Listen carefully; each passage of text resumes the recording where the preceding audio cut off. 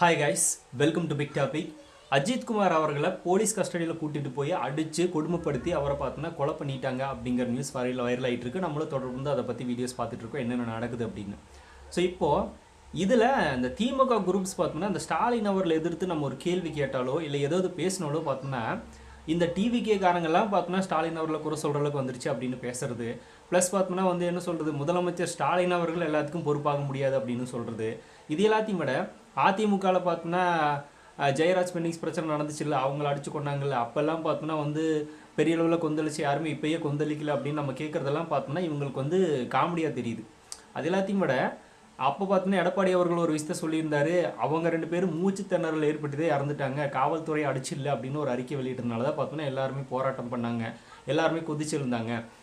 அந்த மாதிரி ஏதாவது இப்போ நடந்திருக்கிற அஜித்குமார் அவரோட டெத்துக்கு பார்த்தோன்னா ஸ்டாலின் அவர்கள் அறிக்கை விட்டுருக்காரா, அதை மறுப்பு தெரிவிச்சிருக்காரா, இல்லை எதுவும் பார்த்தோன்னா ஆக்ஷன் எடுக்காமல் இருக்காங்களா? அப்போ தானே பார்த்தோன்னா நீங்கள் அதில் கேள்வி கேட்கணும். அவங்க எல்லாரும் தொடர்ந்து அதுக்குண்டான வேலைகளை பண்ணிட்டு தான் இருக்காங்க. இந்த சம்பவம் நடந்த அன்றைக்கே பார்த்தோன்னா 6 போலீஸ்காரங்களை சஸ்பெண்ட் பண்ணிட்டாங்க. அதுக்கப்புறமா பார்த்தோன்னா 5 பேரை இப்போ கைது பண்ணியிருக்காங்க, விசாரிச்சுட்டு இருக்காங்க. ஆனால் இந்த மாதிரிலாம் அதிமுக ஆட்சியில் நடக்கல. இப்போ உடனுக்குடனே பண்ணிட்டு இருக்கோம். இப்போ எதுக்கு பார்த்தோன்னா ஸ்டாலின் அவர்கள் எல்லாரும் பேசுகிறாங்க, மிக முக்கியமாக டிவிகே காரங்களாம் எதுக்கு பேசுகிறாங்க அப்படின்னு பேசிகிட்டு இருக்காங்க. டிவிகே காரங்க கிடையாது, இதில் பார்த்தோன்னா மக்கள் பிரச்சனைக்கு மக்கள் தான் குரல் கொடுப்பாங்க. இதே பிரச்சனை ஜெயராஜ் பென்னிக்ஸ் அடிச்சு கொண்டாங்களே, அப்போ நடக்கும்போது விஜய் ரசிகர்கள், இப்போ தாவேக கட்சியினோட தொண்டர்கள், அப்போ பார்த்தோன்னா ரசிகர்கள் அவங்களும் கேள்வி கேட்டாங்க. அப்பவும் கேள்வி கேட்டாங்க, இப்பவும் கேள்வி கேட்குறாங்க. இப்போ அரசியல் கட்சி ஆரம்பிச்சதுக்கப்புறமா நீங்களாம் கேட்கலாமான்றது. அப்போ இதுக்கு முன்னாடி ரசிகர்லாம் கேள்வி கேட்டு தான் இருந்தோம். ரெண்டுக்கும் பார்த்தோன்னா ஒரே விஷயத்தான் பேசுறது, அது எந்த மாற்றமும் இல்லை. சரி, ஓகே. இப்போ நம்ம எதன் அடிப்படையில் பார்த்தோம்னா ஸ்டாலின் அவர்கள் தான் இதுக்கு முழு பொறுப்பே இருக்கணும் அப்படின்னு சொல்கிறோம். அப்படின்னா எடப்பாடி அவர்கள் பண்ண மாதிரி ஸ்டாலின் பண்ணல, ஓகே, அதெல்லாம் ஒத்துக்கிறோம், இல்லைன்னு சொல்ல. ஆனால் அவர் ஏன் பொறுப்பேற்றுக்கணும் அப்படின்னு நம்ம சொல்கிறோம் அப்படின்னா, இந்த ஆட்சியில் இந்த அளவுக்கு தைரியமாக பார்த்தோன்னா ஒரு உயிரை அடித்து கொள்கிற அளவுக்கு தைரியம் வருது அப்படின்னா அது சட்ட ஒழுங்கு மேலே பயம் இல்லாத காரணம் தான் அப்படிங்கிறது கிளியராக தெரியுது. முதல்வர் திரு ஸ்டாலின் அவர்கள் மேலே பயம் இல்லை அப்படின்ற ஒரு நோக்கத்தில் தான் பார்த்தோன்னா இந்த மாதிரியான பல பிரச்சனைகள் நடக்குது அப்படிங்கிறத பார்த்தோன்னா நம்ம சொல்கிறது. டிவிக்கே மட்டும் கிடையாது, என்டிகே, ஏடிஎம்கே எல்லாருமே சொல்கிறது, பொதுமக்கள் முறுக்குன்னு சொல்கிறது என்ன அப்படின்னா ஸ்டாலின் அவர் மேலே பயம் கிடையாது, சட்ட ஒழுங்கு சரியில்லை அப்படின்னு தான். சட்ட ஒழுங்கும் முதல்வர் மேலே பயம் இல்லை அப்படிங்கிறதும் எதை வச்சு நம்ம சொல்கிறோம் அப்படின்னா, இப்போ கொலை கற்பழிப்பு இதெல்லாம் நடக்குதில்ல, இதுக்கு போதை கடுமையானவங்க பார்த்தோன்னா நிறைய பேர் பண்ணிகிட்டு இருக்காங்க. இந்த போதையை தடுத்து நிறுத்தினாலே முடியும். அதை பார்த்தோன்னா திமுக பண்ணாது. சரி, அதையெல்லாம் விட இப்போ அந்த மாதிரி பண்ணுறவங்கெல்லாம் யார் அப்படின்னா நார்மலான அதாவது பார்த்தோம்னா சட்டம்னா என்னன்னே தெரியாத சில பேர் பண்ணிகிட்டு இருக்காங்க. அதன் அடிப்படையில் பார்த்தோம்னா அது சிக்கிட்டாலோ இல்லை பார்த்தோம்னா போலீஸ் அரெஸ்ட் பண்ணிட்டாலோ வழக்கு பதிவு பண்ணாலோ பார்த்தோம்னா கோர்ட்டுக்கு ஜெயிலுக்கு அப்படின்னு பார்த்தோம்னா நிறைய பேர் போயிட்டு வருவாங்க. ஒரு சில பேர் திருந்துவாங்க, ஒரு சில பேர் திருந்த மாட்டாங்க. அவங்களுக்கு அதனோட சட்டம்னா என்ன, இந்த தப்பு பண்ணால் இதுதான் நடக்கும் அப்படின்றது அவங்களுக்கு தெரியாது. ஆனால் இப்போ லாக்அப் டெத் நடந்திருக்குல்ல, அஜித்குமார் அவர்கள் இறந்ததுக்கு மிக முக்கியமான காரணமாக பார்க்கப்படுறதே காவலாளிகள் தான். ஸோ காவலர்கள் தான்.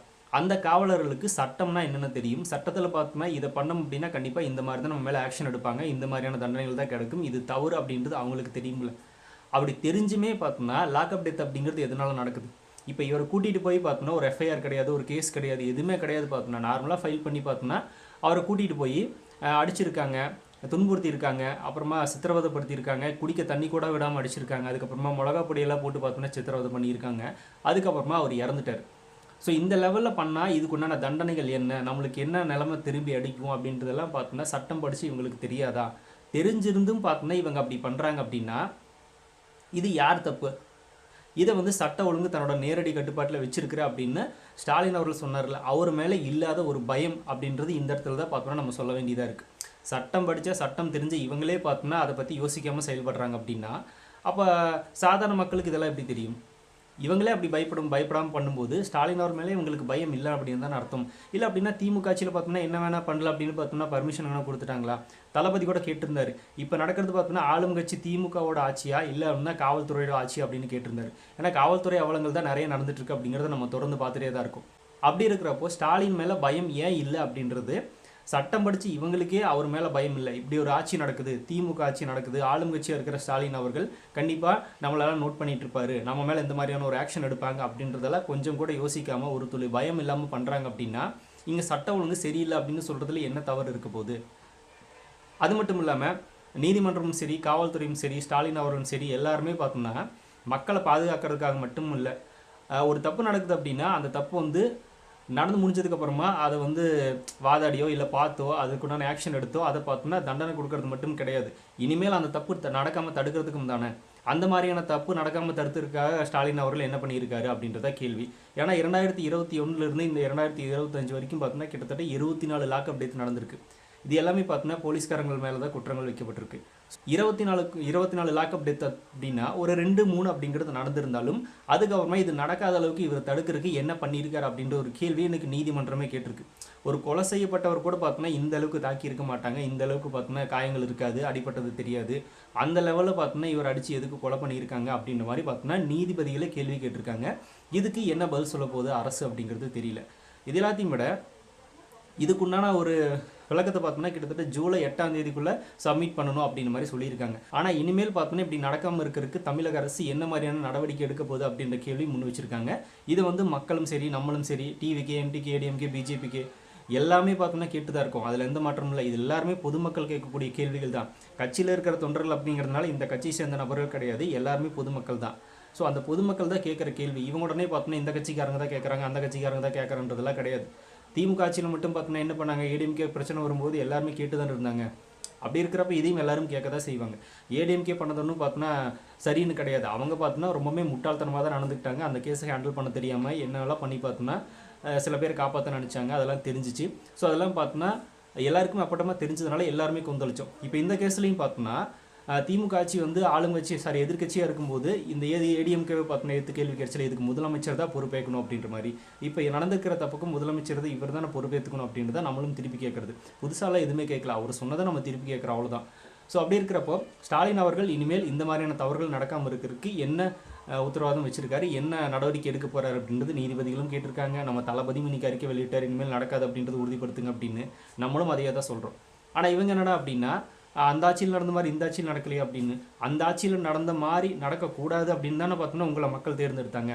இப்போ 2021 எலெக்ஷனில் பார்த்தோன்னா அதிமுக வந்து இந்த மாதிரி ஜெயராஜ் பென்னிக்ஸ் கேஸு, அதுக்கப்புறமா வந்து தூத்துக்குடி துப்பாக்கி சூடு, இதெல்லாம் நடந்துச்சு, பல பிரச்சனைகள் நடந்துச்சுல்ல. இந்த ஒரு ஆட்சியை வேணாம் அப்படின்னு தானே பார்த்தோன்னா நம்மளுக்கு திமுக ஓகே அப்படின்னு சொல்லி மக்கள் வாக்கு செலுத்தினாங்க திமுகவுக்கு.